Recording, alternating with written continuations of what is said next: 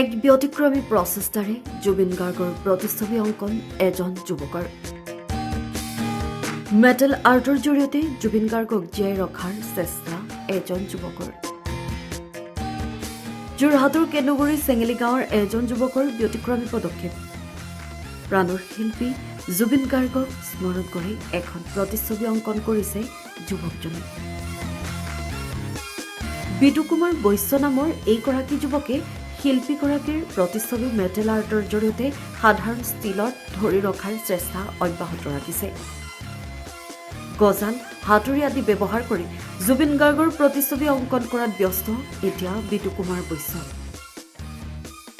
উল্লেখ্য যে প্ৰায় ৩ মাহৰ আগৰ পৰা এইগৰাকী যুৱকে অংকন কৰা জুবিন গাৰ্গৰ প্ৰতিচ্ছবিখন অনুসূচিত জাতি যুৱ ছাত্ৰ পৰিষদৰ বিষয়ববীয়াৰ উপস্থিতিত মুকলি কৰে লগতে JMCHৰ চৌহদত এই মেটেল আৰ্টখন সংৰক্ষণ কৰি ৰখাৰো ব্যৱস্থা গ্ৰহণ কৰে মই যিমান কষ্ট কৰিছো এটা হাতুৰি মাৰ আমাৰ ST ষ্টুডেণ্ট ইউনিয়নৰ ল'ৰাৰ লগত আমাৰ সৈন্যৰ লগত সেইটো সংযুক্ত আছে আৰু মই যিমান কষ্ট কৰিছো আমাৰ গোটেই সৈনিকখিনিয়ে তাৰ মূল্য পাব লাগিব সেইটো কাৰণে মই সেই ফটোখন যেতিয়া আমাৰ কমপ্লিট হ'ব আমাৰ ST ষ্টুডেণ্টক মই চমজাম আৰু ST ষ্টুডেণ্টে সেইখন আমাৰ যোৰহাট চিভিলত দিব আৰু তাৰ কি প্ৰত্যুত্তৰ পাব সেইটো তেখেতসকলে ভালকে জানে আমাৰ যোৰহাটবাসী ৰাইজে তাৰ উপভোগ সদায় পাব আপোনালোক চেনেলক ধন্যবাদ জনাইছো আমি আজি আমাৰ অনুসূচিত জাতি ছাত্ৰ সন্থাৰ এজন সক্ৰিয় কৰ্মী বিটু বৈশ্য ডাঙৰীয়া আমি তেখেতৰ ঘৰত উপস্থিত হৈছোহি আৰু এইকাৰণে উপস্থিত হৈছোহি আমি তেখেতে আমাক আজি প্ৰায় 3 মাহমানৰ আগত আমাক জনাইছিলে জুবিন দাৰ মৃত্যু পিছৰ পৰাই জনাইছে আমাক যে মই জুবিন দাৰ এখন এনেকুৱা প্ৰতিচ্ছবি আঁকিম আজিলৈ কোনো সেই প্ৰতিচ্ছবিখন অঁকা নাই গতিকে তেখেতৰ এই প্ৰতিচ্ছবিয়ে সুৰ নিগৰিব লাগিব সুৰ বাজিব লাগিব তেনেকুৱা এখন প্ৰতিচ্ছবি মই আপোনালোকক আঁকি দিম মোৰ ঠিকে আছে তেনেকুৱা হ'লেতো ভালেই হ'ব বোলে মই সম্পূৰ্ণ ব্যক্তিগত ইয়াত খৰচ কৰি মই নিজে বনাম তাৰপিছত আপোনালোকে কেনেকৈ সহযোগ কৰে সেইটো মই নাজানো ঠিক আছে আমি তেখেতক উৎসাহ দিলোঁ আপুনি কৰক আৰু যদি আমি সহায় কৰিব লাগে আমি কৰিম ব্যক্তিগতভাৱে আমি সহায় কৰিম আপোনাক যদি আপুনি আগবাঢ়ক আজি তেখেতে আজিৰ দিনটোতে তেখেতে এই ফটোখনৰ মানে ইন'ভেশ্যন কৰিম বুলি আমাক ক'লে আৰু আমাক আচলতে পুৱাই মাতিছিলে আমি আহিব নোৱাৰিলোঁ আজি আমি উপস্থিত হৈ দেখিছোঁ আচলতে তেখেতে আমাৰ 30% হৈছে বুলিয়ে জনাইছে পূৰ্ণাংগ হোৱা নাই আৰু যিদিনাখনে পূৰ্ণাংগ হ'ব তেওঁ আমাক অৱগত কৰিছে যে অনুসূচিত ছাত্ৰ সন্থাৰ জিলা কাৰ্যালয়ত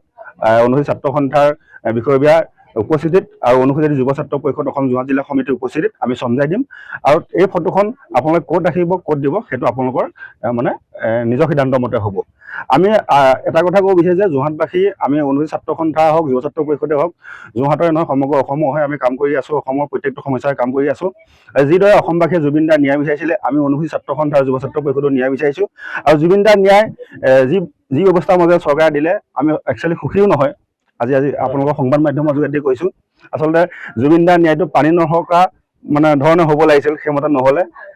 অনাগত দিনত এই ধৰক জুবিন দাৰ ন্যায়টো আকৌ মানে হ'ব লাগে ভালকৈ বিচাৰ হ'ব লাগে সেইটো আজি আপোনালোকৰ সংবাদ মাধ্যমৰ যোগেদি আমি অসম চৰকাৰলৈ অনুৰোধ জনাইছোঁ আৰু আমি এই প্ৰতিচ্ছবিখন পূৰ্ণাংগ হোৱাৰ পিছত আমি এখন সভা আয়োজন কৰিম সেই সভাতে যোৰহাটবাসী সচেতন ব্যক্তিসকলো ইনভাইট কৰিম আৰু ইনভাইট কৰি আমি তেওঁলোকৰ পৰা দিহা পৰামৰ্শ ল'ম যে আচলতে এই প্ৰতিচ্ছবিখন ক'ত ৰখা হ'ব আৰু তেওঁলোকৰ পৰা আমি মতামত ল'ম ধন্যবাদ আজি যোৰহাট চেঙেলী গাঁৱৰ বিটু বৈশ্য আমাৰ অনুসূচিত জাতি যুৱ ছাত্ৰ পৰিষদ অনুসূচিত জাতি ছাত্ৰ সন্থাৰ এজন সক্ৰিয় কৰ্মী তথা শুভাকাংক্ষী তেখেতে জুবিন গাৰ্গক এক জীৱন্ত ৰূপত মানে এক